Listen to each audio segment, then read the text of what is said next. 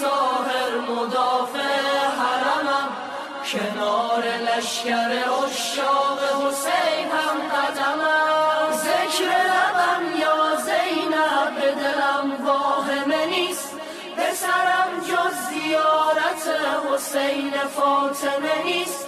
خدا مرا از در این خانه جدا نکند، جدایی در این خانه مرا خاتمه نیست. خطوط قرمز دور حرم ز خون من است، چو بکم که مرگ من همان سکون من است.